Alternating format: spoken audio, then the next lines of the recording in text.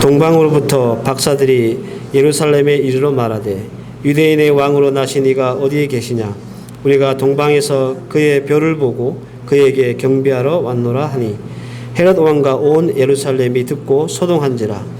왕이 모든 대제사장과 백성의 서기관들을 모아 그리스도가 어디서 나겠느냐 물으니 이르되 유대 베들레헴이오니 이는 선지자로 이렇게 기록된 바 또 유대 땅 베들레헴아 너는 유대 고을 중에서 가장 작지 아니하로다. 내게서 한 다스리는 자가 나와서 내 백성 이스라엘의 목자가 되리라 하였음이니라. 아멘. 아시다시피 오늘 성탄 이브입니다. 내일은 성탄절이고 예수님의 생일을 축하하는 날이기도 합니다. 그죠? 기독교 역사에서 언제부터 예수님 생일을 챙기기 시작했을까? 일반적인 견해로는 AD 350년 주교였던 율리오 1세가 당시 로마 사람들의 그 태양신을 숭배하는 축제일이 있었거든요. 이 신이 미트라라고 하는 신이에요. 그래서 이 미트라의 신을 축제하는 이 축하 자리 그 날을 성탄으로 정했습니다. 그래서 12월 25일이 성탄이 된 겁니다. 우리가 알고 있는 대로 AD 313년에 로마 제국에 의해서 이 기독교가 공인되잖아요. 공인됐다는 말은 로마에 있는 다른 종교들처럼 기독교도 인정을 받고 자유롭게 신앙생활을 할 수 있게 되었다라는 말입니다. 그전에는 종교로 인정받지 못해서 모진 핍박을 한 200년 동안 거의 300년 동안 받았어요. 그리고 380년에 이 기독교는 로마 제국의 국교가 됩니다. 국교가 된다는 말은 로마에서 다른 종교를 인정하지 않고 오직 기독교만 믿어야 한다라고 하는 의미예요. 그래서 제 개인적으로는 조금 아쉬운 점은 이왕 예수님의 날짜를 특정을 할 때 이왕이면 380년 이후에 예수님의 생일에 대해서 좀 관심을 갖고 논의를 했다면 우상을 축제하는 그 축일이 성탄으로 지정되지는 않았을 것이다. 이런 아쉬움이 좀 있습니다. 뭐 아시다시피 12월 25일이 예수님의 정확한 생일이 아니라는 것쯤은 이제 좀 다 아시죠? 예, 많은 학자들이 정말 예수님 생일이 언제일까 이렇게 막 연구를 하고 과학적으로 증명을 한 게 있어요. 근데 분명한 것은 12월이 아닙니다. 5월 달입니다.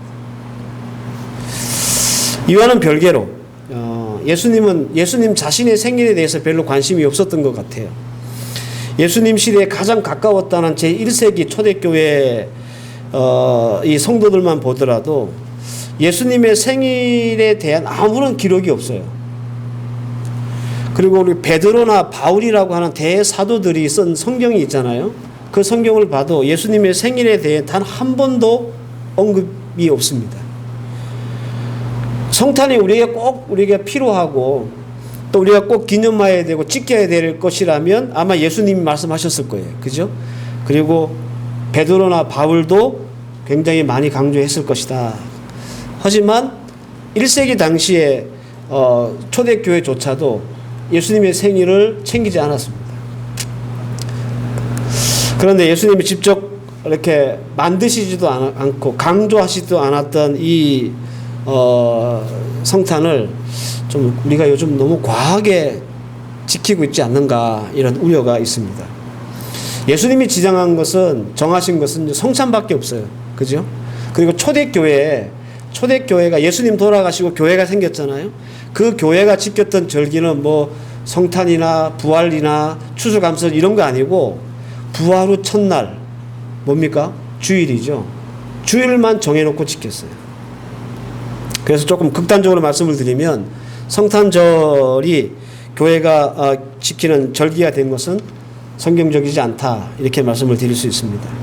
그래서 종교개혁자였던 칼빈은 이 성탄을 성경이 가르치는 그런 절기가 아니라고 규정하고 금지시킨 적이 있었습니다. 그러니까 성탄을 아예 안 지킨 적이 있었다라는 말입니다. 교회 역사에.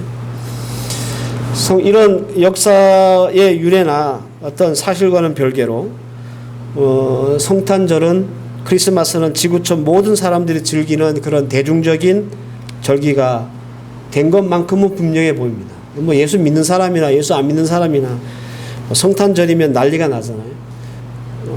그런데 그렇게 대중적인 절기가 되었기 때문인지는 몰라도 굉장히 성탄에 대한 왜곡이 또 타락이 그만큼 더 있었던 것 같습니다.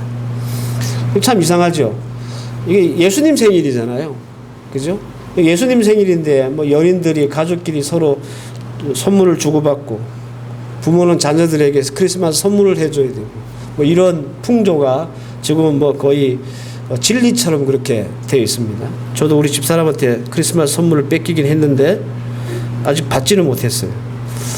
미국에서는요, 산타크로스는 없다라고 했던 목사님이 아이의 꿈을 뺏는다고 하는 이유로 벌금형을 받은 적도 있어요. 산타크로스 없거든요. 그런데 이런 성탄에 관련해서 이런 일이 세계에서 벌어지고 있다라는 겁니다. 예수님이 원하지도 않았던 생일을 우리끼리 좋아서 난리를 치는 것도 참 우스운 일이지만 성탄의 참 의미가 이렇게 훼손되고 왜곡되고 타락하고 있다는 것 또한 안타까운 일입니다. 그럼에도 불구하고 적어도 우리 성도들은 아기 예수의 탄생이 정확히 몇 월 며칠이다 라는 것 지금 현재로서는 정확히 알 수 없는 사실이지만 태어나셨다라고 하는 것만큼은 분명한 사실이기에 이런 성탄을 맞이해서 한 번쯤 그 성탄의 의미를 올바로 되새겨보는 것이 성탄의 가장 중요한 의미가 아닐까 이렇게 생각을 합니다. 성탄의 주인공은 단연코 예수님이죠. 그리고 성탄에 빼놓을 수 없는 조연들이 있습니다. 그 조연들이 누구냐 하면 부모, 예수님의 부모들 요셉과 마리아 있습니다. 그리고 예수님이 태어났을 때 찾아온 손님들이 있죠. 양치는 목자들과 동방박사들입니다. 이 모든 사람들은 아기 예수의 탄생에 직간접적으로 연관이 있는 사람들이에요. 저는 오늘 이 아기 예수 탄생의 조연 중에서 부모 빼고 요셉과 마리아 빼고 예수님을 찾아온 손님들을 중심으로 해서 2023년 성탄절의 말씀을 전하고자 합니다. 아기 예수 탄생을 축하하기 위해 찾아온 외부 손님들, 양틈에 자던 목자들과 동방박사들이 있습니다. 특별히 동방박사에 대한 말씀은 오늘과 내일 성탄절 두 번 말씀을 선포하겠습니다. 크리스마스가 유명한 만큼 여기에 관련된 사람들도 세상 사람들 잘 압니다. 비그리스도인들도 동방박사에 대해서 알고 있다 그런 말입니다. 그런데 정확히 동방박사가 누군가에 대한 정체는 사실 그 실체에 접근하는 것은 불가능합니다. 왜냐하면 자료가 별로 없어요. 그럼에도 불구하고 동방박사들은 아기 예수가 탄생했던 것을 축하하러 온 아주 특별한 손님이었다라는 것도 부인할 수 없죠. 그죠? 일단 이 동방박사들은요, 가장 멀리에서 온 손님이에요. 그리고 유일하게 손님 중에 선물을 가지고 온 손님들입니다. 먼저 동방박사들이 누구인지를 좀 살펴볼 건데, 우리나라 성경에는 동방박사 이렇게 나옵니다. 동방이라는 것은 동쪽이라는 얘기죠. 그래서 예루살렘을 중심으로 동쪽이라는 뜻이기 때문에 이곳이 아마 아라비아나 페르시아일 것이다 이렇게 추측을 해요. 페르시아일 가능성이 높습니다. 그리고 한글 성경에는 이 동방에서 온 이 박사들을 박사로 번역했지만 이게 박사로 번역한 것은 세계 여러 나라 말로 이 성경이 번역됐지만 한국 성경이 유일해요. 원래 헬라어 성경에는 마고스 혹은 마기라고 되어 있어요. 이게 무슨 뜻이냐면 점술가라는 뜻이에요. 근데 유일하게 한글 성경에만 박사로 되어 있습니다. 이들은 아기 예수께 황금과 유향과 몰약 이 선물을 드렸습니다. 이게 우리가 동방박사라고 하는 사람들에 대해서 알고 있는 정보의 전부입니다. 어떻게 동방박사들에 대한 정보는 이렇게 좀 극히 제한적이기 때문에 어떻게 이들이 누구인지를 알 것인가 이건 참 어려운 일이에요. 하지만 한 가지 분명한 것은 있습니다. 뭐냐 하면 이들은 별만 보고 왔다는 거예요. 이게 왜 중요하냐 하면 여러분들 예수님의 탄생에 관련해서 직간접적으로 직접적인 영향이 있었던 부모 요셉과 마리아, 간접적으로 연관이 있었던 이 동방박사와 이 양치는 목자들을 비교해 보면 분명한 사실이 하나 드러납니다. 뭐냐 하면 동방박사를 빼고는요, 나머지 전부 다 천사들이 예수님의 탄생을 가르쳐 줬어요. 누가복음 1장 26절 이하의 말씀을 보면 천사 가브리엘이 나타나서 마리아에게 성령으로 아들을 임신할 것을 가르쳐 줘요. 여섯째 달에 천사 가브리엘이 하나님의 보내심을 받아 갈릴리 나사렛이라는 동네에 가서 다윗의 자손 요셉이라 하는 사람과 청혼한 처녀에게 이르되 그 처녀의 이름은 마리아라. 마리아에게 누가 나타났죠? 천사 가브리엘이 나타났어요. 그래서 가르쳐 준 거예요.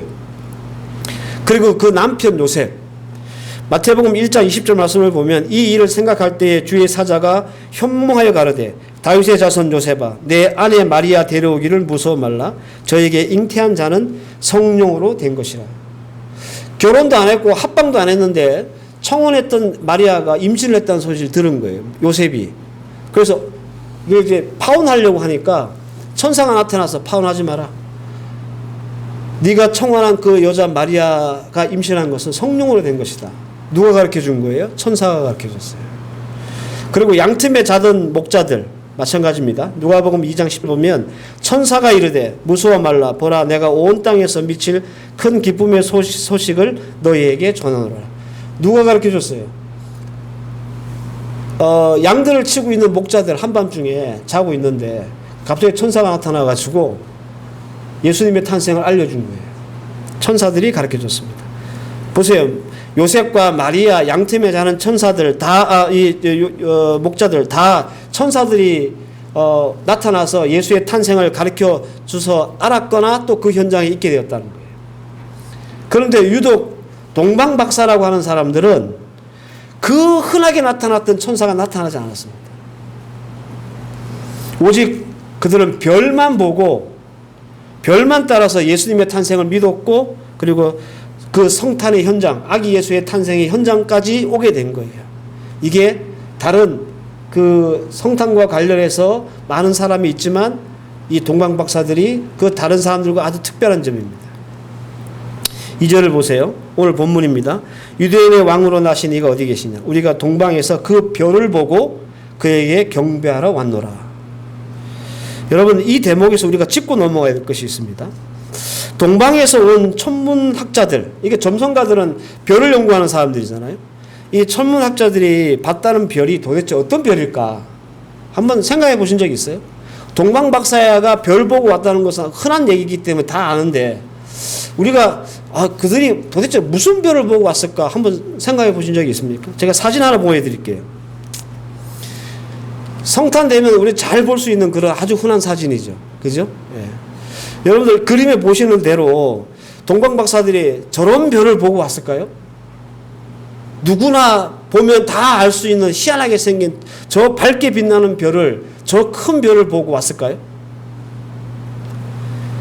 여러분들 만약에 그림대로 동방박사들이 저런 별을 보고 왔다면 동방박사만 그 별을 봤겠습니까? 그죠? 예루살렘에도 점술가가 있어요. 별을 연구하는 사람이 있단 말이에요. 그럼 저런 별이 나타났으면 그들은 그걸 몰랐을까요? 동방박사가 본 별은 전문가만 볼 수 있는 별이었어요. 저렇게 그냥 누구나 그냥 아무나 다 볼 수 있는 그런 별이 절대로 아니었다는 거예요. 만약 저런 별이었다면 세상 모든 사람들이 다 알았을 거예요.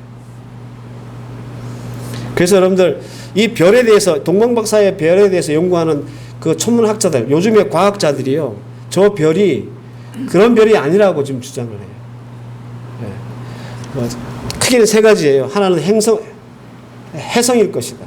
하나는 초신성일 것이다. 그러는데 이 두 가지가 다 맞지 않아요. 왜냐하면 별을 따라가야 되잖아요. 그러려면 해성은 안 맞는 거예요. 초신성은 당시로는 볼 수 없는 별이래요. 지금도 고도의 만원경으로 봐야 볼 수 있는 별이래요. 눈으로 식별이 안 되는 거죠. 그러면 눈으로 식별되는 별은 지구를 돌고 있는 이 태양을 돌고 있는 행성밖에 없는 거예요. 과학자들은 이게 목성과 토성이다 이렇게 얘기를 해요. 그런데 중요한 것은 동방박사라고 하는 사람들은 별을 연구하는 전문가, 천문학자들이기 때문에 그들이 하늘을 보면서 그 별을 발견하고 그리고 그 움직임을 관찰할 수는 있어요. 그죠? 저 이상하네. 그 못 보던 별인데. 네. 요즘 학자들이 발견한 것은 이 목성과 이 토성이 이렇게 도는 주기가 있잖아요. 이 도는 주기가 845년마다 한 번씩 만난다. 그 주기가 맞는 거죠. 그건 과학자들 얘기고 성경에는 기록이 없으니 우리가 이것을 맞다 아니다 얘기할 수 없지만 우리가 이 성경만으로 우리가 동방박사에 대한 별을 생각해 보면 그래 이 사람들은 전문가니까 그 희한한 별의 움직임을 그러니까 관측할 수 있을 거예요. 그런데 그 별을 보고 유대인의 왕이 나셨다는 것은 어떻게 알았을까? 오늘 본문에도 나오잖아요. 유대인의 왕으로 나신 이가 어디 계시냐. 그러면 이 말은 무슨 말이냐면 이 동방박사라는 사람들이 그 이상한 별을 발견하고 나서 그 별이 무엇을 의미하는지를 알았다는 얘기잖아요. 그래서 그 별을 쫓아서 예루살렘까지 온 거고.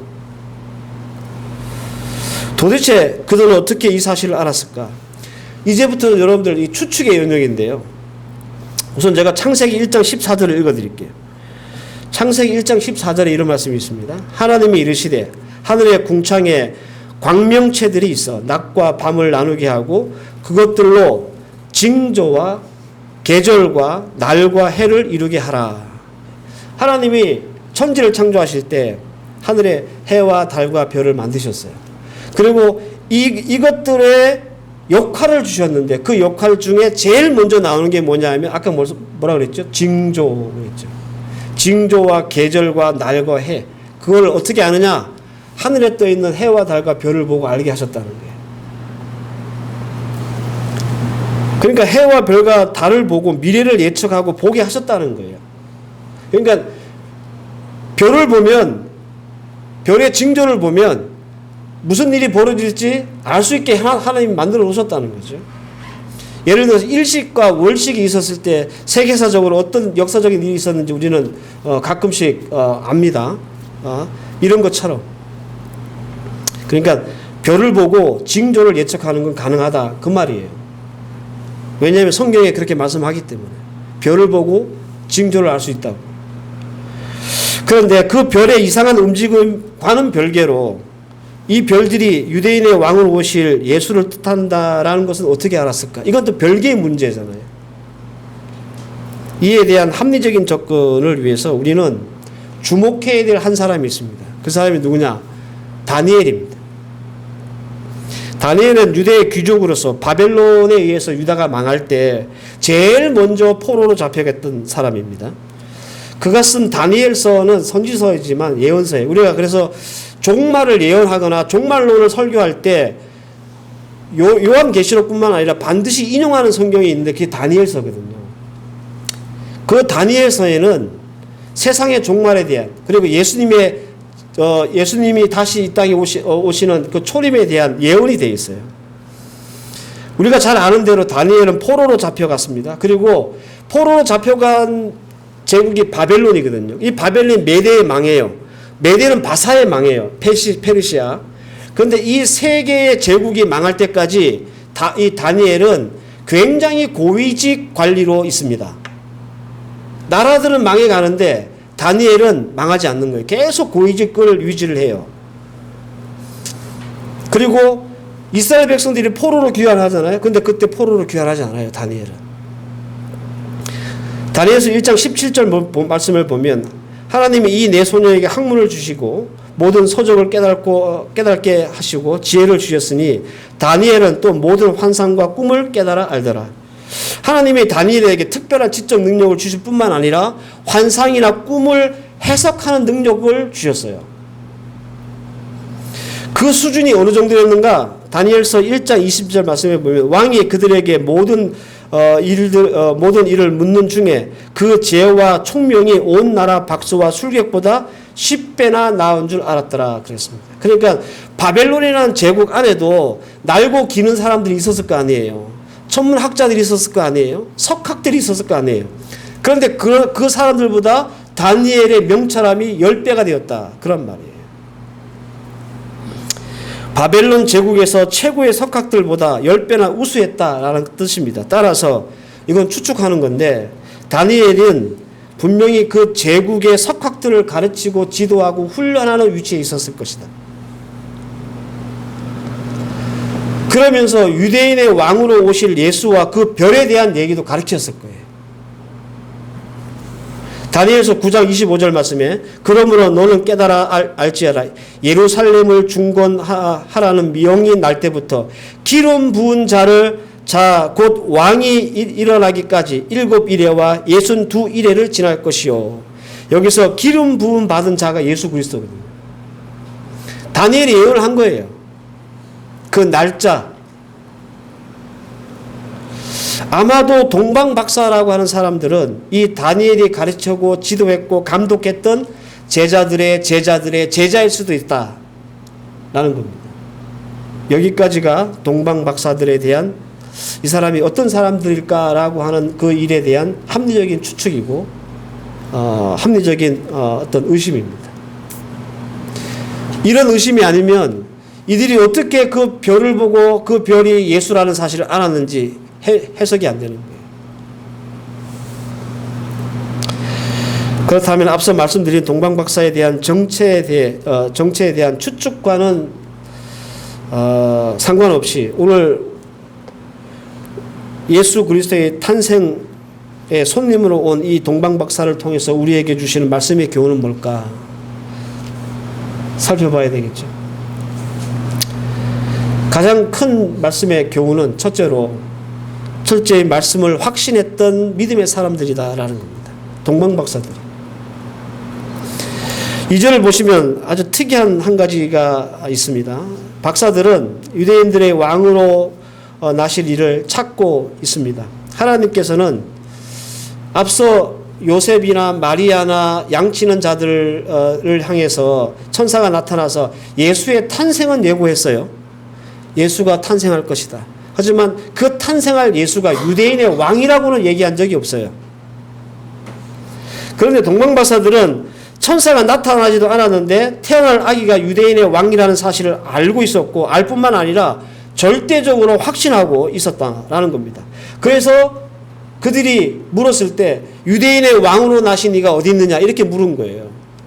조금 더 의심하지 않았다는 거죠. 지체 없이 물었다는 겁니다. 이런 동방박사들의 확신은 예루살렘에 대소동을 일으켰습니다. 3절 말씀에 유다 왕과 온 예루살렘이 듣고 소동한지라. 동방박사는 어디에서 지금 예수를 찾은 거예요? 왕궁으로 간 거예요. 왜냐하면 그들은 그 별이 유대인의 왕으로 분명히 확신했기 때문에 별을 따라오다가 예루살렘에 도착하니까 그러면 왕궁에 있겠지. 그래서 왕궁으로 들어가서 헤롯 왕 앞에 가가지고 유대인의 왕이 어디 계시냐고 물은 거죠.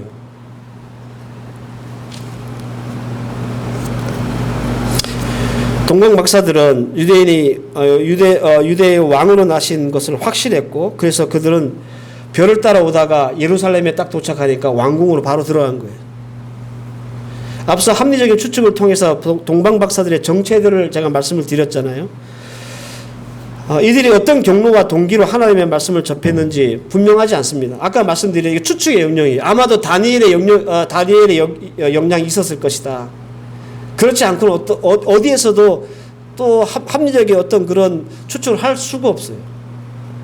어쨌든 간에 한 가지 분명한 것은 구원자 메시아에 대한 말씀을 제대로 알고 있었고 알 뿐만 아니라 확고한 믿음이 있었다라는 겁니다. 이들이 비록 이방인 학자들이지만 얼마나 말씀에 대한 확고한 확신이 있었는지 비교할 대상이 있습니다. 여러분들 오늘 읽었던 본문 4절과 6절 말씀을 보면 왕이 모든 대제사장과 백성의 서기관들을 모아 그리스도가 어디서 나겠느냐 물으니 이르되 유대 베들레헴이오니. 여러분들 동방박사들은 헤롯에게 유대인의 왕이 어디 있느냐고 물었습니다. 헤롯이 기분이 나빴겠죠. 자기가 왕인데 어디 와서 왕을 찾냐는 거예요. 그래서 헤롯 왕이 대제사장들과 서기관들을 모아요. 이 사람들은 성경을 연구하는 성경 전문가들입니다. 그래서 야, 그리스도가 어디서 나겠느냐라고 물어요. 그런데 의외로 대제사장들과 서기관들이 굉장히 쉽게 답을 하는 거예요. 지체 없이. 글쎄요, 한번 연구해 보겠습니다. 한번 알아보겠습니다. 이렇게 안 하고 야, 그리스도가 어디서 나겠느냐라고 물었을 때 대제사장들과 서기관들은 바로 답을 합니다. 베들레헴입니다. 이들은 정확한 장소를 특정해 줬어요. 근데 동방박사들은 정확한 장소를 몰랐어요. 그래서 예루살렘까지 온 거예요. 동방박사들을 보다 훨씬 더 정확한 정보를 대제사장들과 서기관들 알고 있었다는 거예요. 왜냐하면 동방박사들은 천문학자들이지만 대제사장, 서기관들은 뭐 하는 사람들이 평생 하나님 말씀 연구하는 성경 박사들이거든요. 성경에는 그 장소와 이름까지 특정되어 있습니다. 예수님의 나실 장소와 예수님의 이름까지 나와요. 미가서 5장 2절 베들레헴 에브라다야 너는 유다 족속 중 작을지라도 이스라엘을 다스리는 자가 내게서 내게로 나올지다. 이사야서 7장 14절 예수님이 탄생하기 700년 800년 전에 예언된 거예요. 그러므로 주께서 친히 징조로 너에게 주실 것이라. 보라 처녀가 잉태하여 아들을 낳을 것이요 그 이름을 임마누엘이라 하라. 예수님의 이름까지 지어줬잖아요. 그런데 성경학자들이었던 대제사장과 서기관 이걸 몰랐을까요? 알았어요. 아니까 바로 답이 나오는 거예요. 베들레헴에 있습니다. 대제사장들과 서기관들은 뻔히 알고 있음에도 아기 예수 그리스도 메시아의 탄생을 알고 있으면서 안 믿었어요.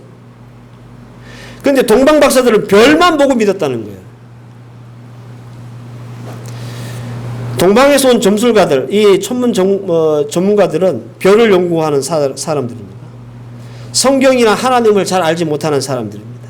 그런데 그들이 접한 말씀, 그 이상한 별이 뜨면 그 별은 유대인의 왕을 의미하는 것이다 라고 하는 말을 어디에서 들었는데 그들이 그 말씀을 듣고 있다가 별을 관찰하다 딱 그 별이 나타난 거죠. 그러니까 들었던 말씀과 그들이 관찰한 별이 딱 일치하니까 천사가 나타날 필요도 없이 확실하게 믿게 된 거예요. 그래서 그 별을 따라서 예루살렘까지 오게 된 거예요. 예루살렘에 와서 가감히 왕궁으로 들어가서 왕이 어디서 나왔냐고 묻게 된 거죠. 얼마나 큰 믿음과 확신이 있었던 사람들입니까? 천사가 와서 알려주지도 않았는데 그들이 아주 오래전부터 들었던 얘기와 그들이 관측했던 그 별이 딱 맞아 떨어지니까 이거다. 이제 유대인의 왕이 나셨구나. 확신하고 그 먼 길을 걸어서 예루살렘까지 온 거 아니에요?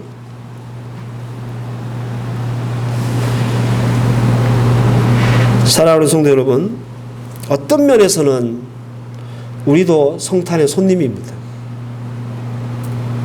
그런데 우리는 어떤 손님인가 한번 생각해 보셔야 합니다. 믿음과 말씀에 확실히 있는 손님입니까? 아니면 믿음도 없고 확신도 없이 그저 성탄을 축하하는 사람들입니까? 적어도 우리가 예수 믿는 성도로서 성탄을 축하한다면 동방박사들이 가졌던 믿음과 확신만큼은 가지고 우리가 이 성탄을 축하해야 되지 않겠습니까? 예수가 우리의 구세주고 구원자라고 하는 믿음과 확신도 없고 예수가 우리를 위해서 십자가에 달려 죽으시고 고난받으시고 부활하시고 승천하셔서 다시 우리를 심판하시기 위해서 우리를 구원하시기 위해서 이 땅에 다시 오실 것이다 라고 하는 믿음도 없이 우리가 이 성탄을 축하한다면 그게 무슨 의미가 있느냐라는 거예요. 여러분들 우리 예수님이 다시 오실 거 믿습니까? 이 믿음이 있어야 돼요. 왜? 성경은 계속 말씀했거든요. 예수님 다시 오실 거예요. 도적과 같이 오실 거라고. 예수님이 다시 오시기 전에 어떤 징조가 있을지 어떻게 세상이 변할지 성경에 말씀하고 있잖아요. 마태복음 25장. 곳곳에서 전쟁이 일어날 것이고 지진이 있을 것이고 가뭄이 있을 것이고 그죠? 나라와 나라가 서로 대적할 것이고 부모가 자식이 부모를 대적할 것이고 말세 때에 일어날 징조를 하나님께서는 이미 성경에 다 말씀하셨어요. 근데 요즘 우리 예수 믿는 사람들을 보면 마치 예수님이 다시 안 올 것 같이 삶을 살아요. 예수님이 탄생한 이날을 성경 우리 신학에서는 예수의 초림이라고 불러요. 처음 오셨다라는 거예요. 그 초림을 축하하는 날이 크리스마스 성탄이에요. 근데 이 성탄을 축하하는 이날 예수님의 다시 오심을 믿지 않고 우리가 이 축하의 자리에 앉아 있다면 그건 여러분들 그 성탄의 의미가 무의미한 거예요. 적어도 세상 사람들은 그냥 놀고 먹고 즐기고 하루 오늘 공연이니까 놀고 이런 것이 즐거워서 성탄이 즐겁다면 우리 예수 믿는 사람들은 이 성탄에 동방박사 정도의 믿음은 가지고 우리가 이 성탄을 보내야 되지 않겠나라는 겁니다. 대제사장이나 서기관처럼 장소와 이름까지 특정할 만큼 잘 아는 것 여러분 별로 안 중요합니다. 그거 알면 뭐합니까? 그렇게 잘 아는 인간들이 예수님 탄생할 때 아무 일도 못했는데 아무것도 몰랐던 양치기들과 아무것도 몰랐던 동방박사들이 오히려 예수님의 그 위대한 탄생에 손님들로 초청받아서 그 자리에 섰잖아요. 아는 것과 믿는 것은 다른 거예요. 우리 머릿속으로는 예수님 다시 오실 거야. 다시 오시면 세상 끝나. 종말이야. 알고는 있지만 여러분들 우리의 삶을 보면 아는데 믿는 것 같지는 않아요. 여러분 우리가 예수님이 다시 오신다는 것을 우리가 분명히 확신하고 이 동방박사들처럼 믿고 확신한다면 우리의 삶이 바뀌게 돼 있어요. 그렇지 않습니까? 예수님 다시 오심을 믿는다면 우리의 삶이 지금 돈 때문에 세상 성공 때문에 그렇게 막 세상적으로 살지 않는단 말이에요. 왜? 예수님 다시 올지 우리가 확신하고 있기 때문에.